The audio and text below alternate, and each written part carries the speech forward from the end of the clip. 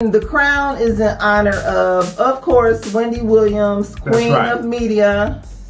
Which is our next film up. Right? As Tanya said, with the hip hop crown.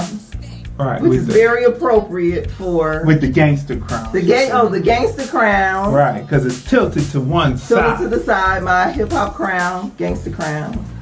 All right. Wendy Williams is hip hop. So the synopsis of the Wendy Williams movie. Right.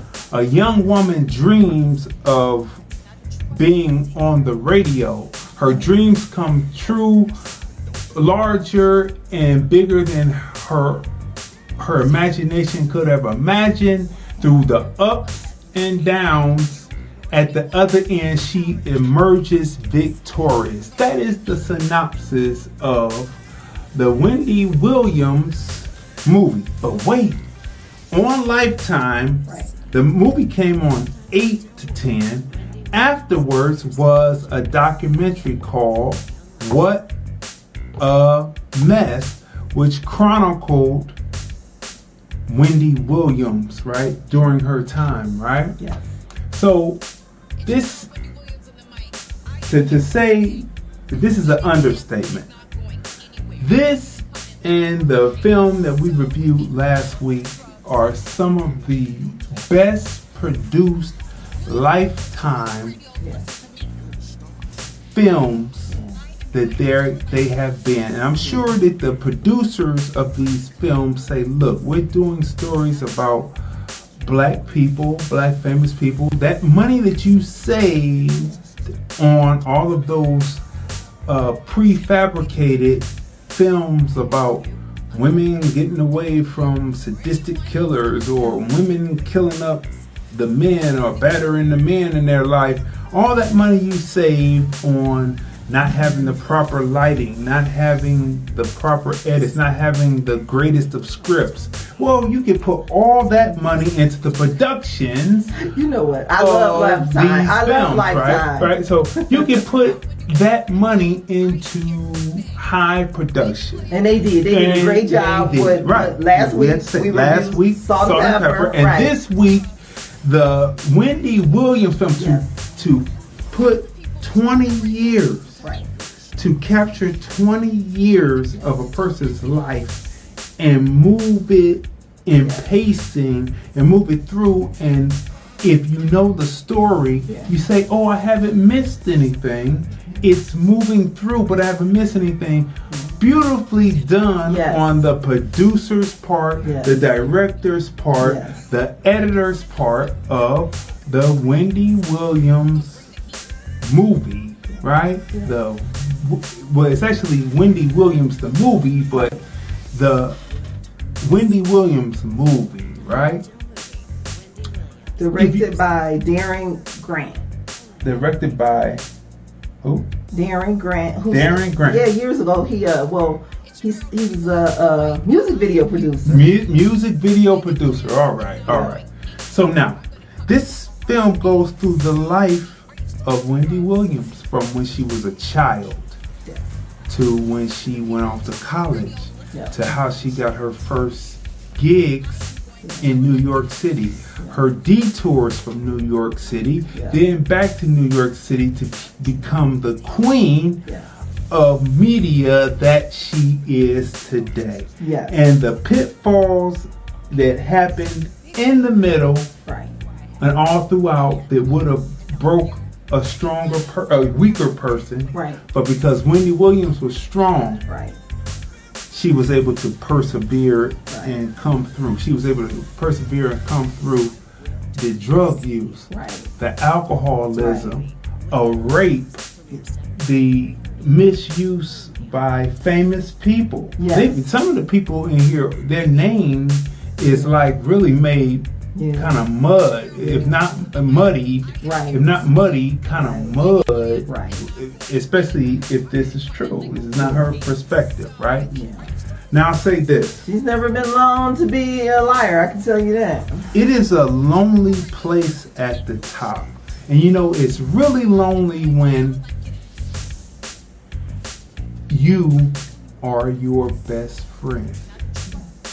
when you are your best friend, when decisions have to be made, and the only person that you can rely on is yourself. Let's go through the cast. Starring Sierra Payton as Wendy Williams, and we know tremendous stuff. She did a great job. She embodied Wendy Williams. I'm just like watching Wendy Williams through the whole film. But we know Sierra Payton from Tyler Perry's show on BET, The Oval. Okay, so she plays Wendy Williams. Morocco Amari, he played Kevin Hunter, and he did a great job playing Kevin Hunter. He captures Kevin Hunter. When you see the real Kevin Hunter and you see him, you see the slight differences, but he embodies his body mannerisms, his voice, his delivery, his actions is Kevin Hunter. Go ahead. Also starring Rebecca Davis, Amy Anaki, Rutherford Gray, Drummond McDougal, Liz Hooger, Deval Johnson, Nakeem Provo, and Bill Pozobon. And they have extras, of course, going through. They come through. You know, the film details certain things, like people like Kathy Hughes. You're like, what? Right? And then you see people who are famous people. You're like, what? Like, people are really in their decision making. Like, they're really messed up at how they think they can step on people and do people wrong. But what really kills me, what really struck me, was when Wendy Williams was growing as a child, and she was a little overweight, you know, by her parents' standard. But by her, that was just her build, that was her makeup, that's how she was going to be until she grew into herself, right? Yeah. The father said, "You have such a pretty face. If you would just lose weight. You have such a pretty face. If you would just lose the weight, you would be a pretty girl, right?" Right. I mean, so when you have things like that, when you're growing up hearing that, right, as a child, then the mother having her on tuna fish sandwich and mustard diet and grapes. And a few grapes on the side. First grade, right? First grade.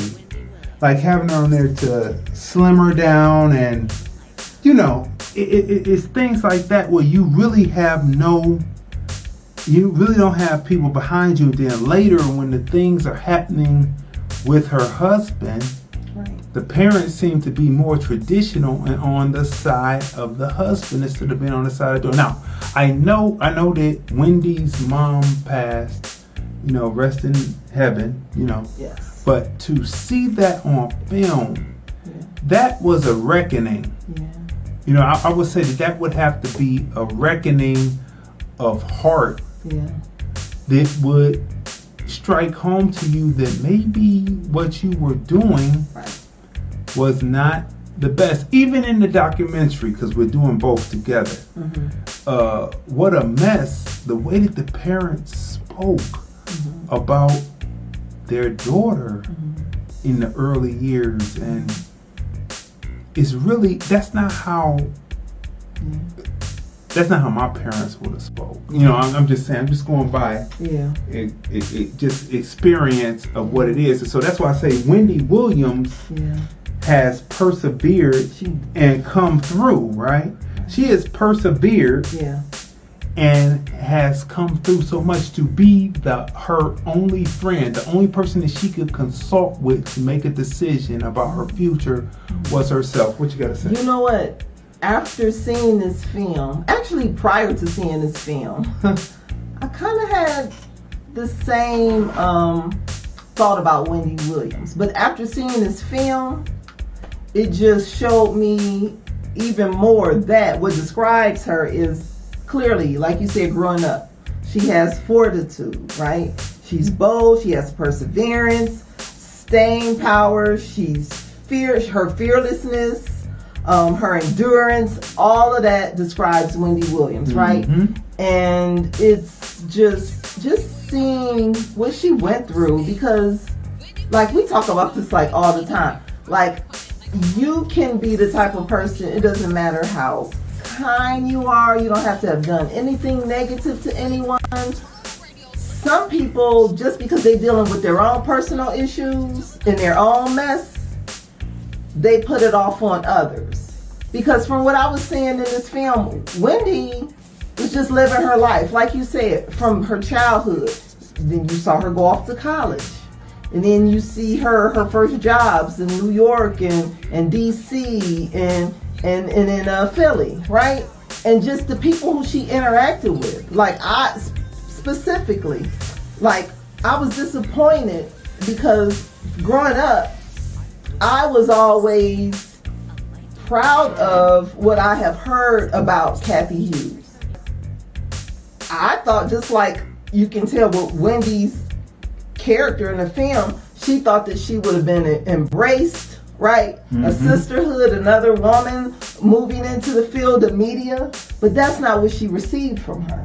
But, you know, we can look at the film with Don Cheadle.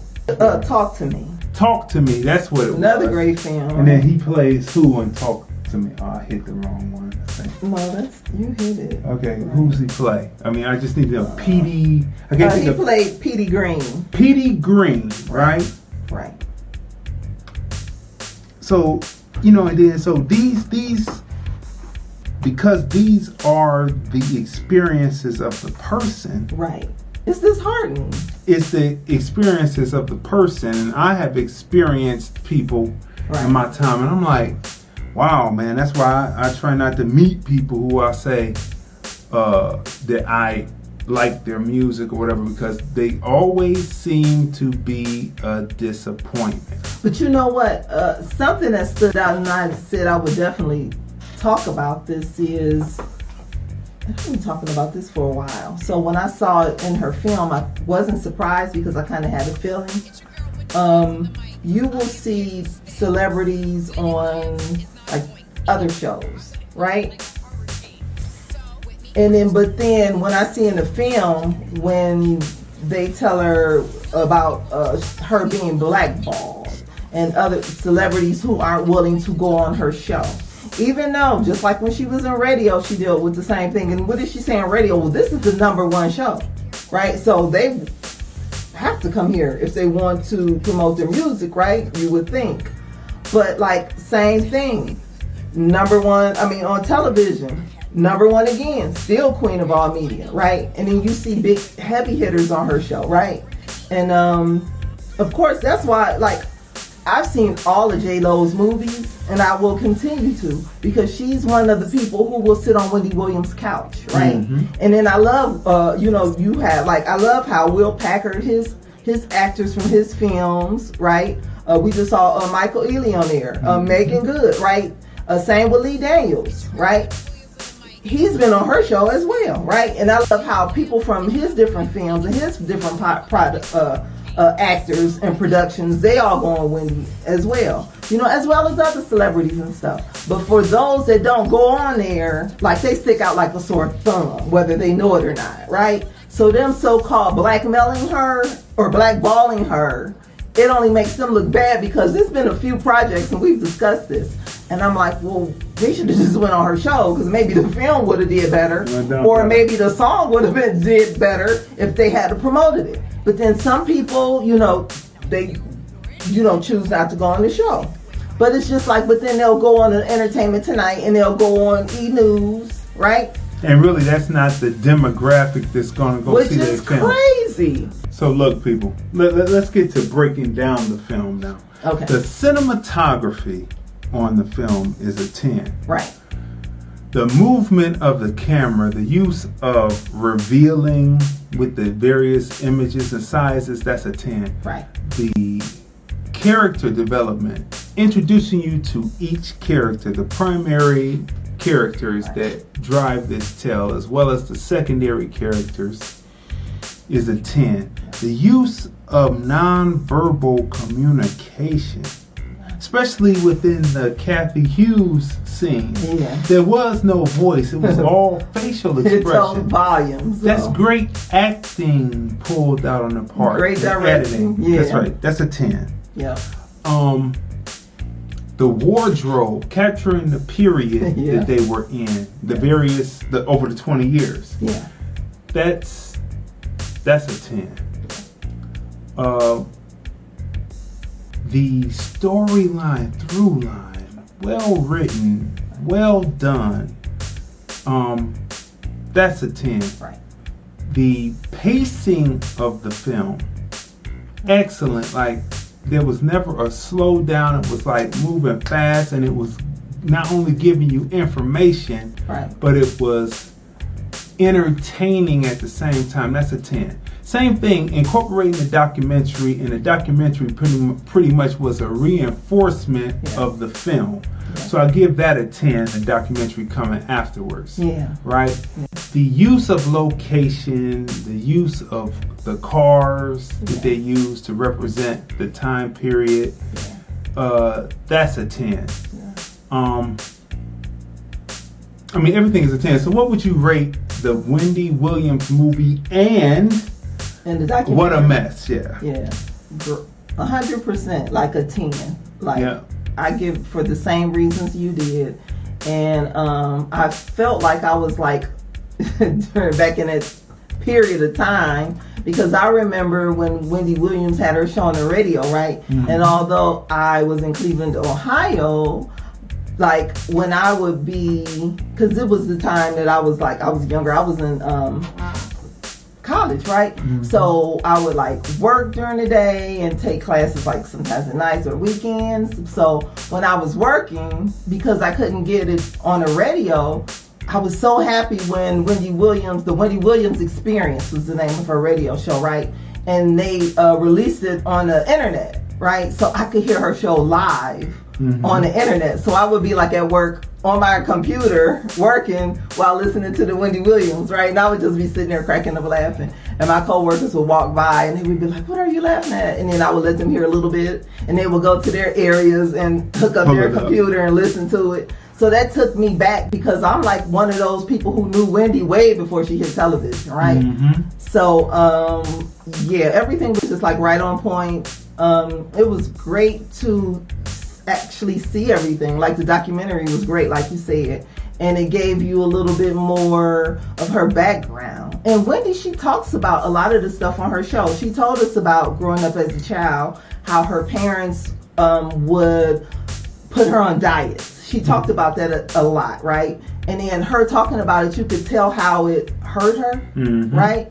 So a lot of the stuff that we saw on the show, if you are someone that listened to Wendy over the years, or if you're a viewer that watched her show, she's already given us like little bits and pieces of her life already. But to visually see it, it was just like well done. And the actress that played Wendy, she hit her on the mark. Like her body language, the mannerisms, the little walk that Wendy does, her facial expressions, she just like hit it out the park. So this was like, I would give it a 10. It was a really, it was really very good film. Enjoyable. It was. Right? It was entertaining. Yeah. And it touched me like the other films. There were like areas where I was like tearing up. It was just like sad. And this woman is, I mean, she is a force of reckoning, because she, whose song is that when we fall down but we get up? Is that Donnie McClurkin? And that makes me think of Wendy Williams. And she, you know, no matter what curves life may throw her, she has the fortitude, you know, and like we saw her pray. Was that in the documentary or in the movie? I think it was in the movie. It might have been in the documentary too. But we saw her pray, right? And then she just pulled it together, and she just kept doing what she had to do. Right. And she forged on beyond that rape, and beyond what happened with her husband and her marriage, and beyond how she was made to feel as a child, right? Mm-hmm. And like she said, she was her own best friend. Her own best friend. And she forged through. She's a strong woman. Strong woman. Forged through it all. Yes. Queen of all media. So, you know, for me, you know, the Wendy Williams movie as it's labeled on Twitter, or Wendy Williams the movie, and What a Mess, the documentary that followed. I give them a 10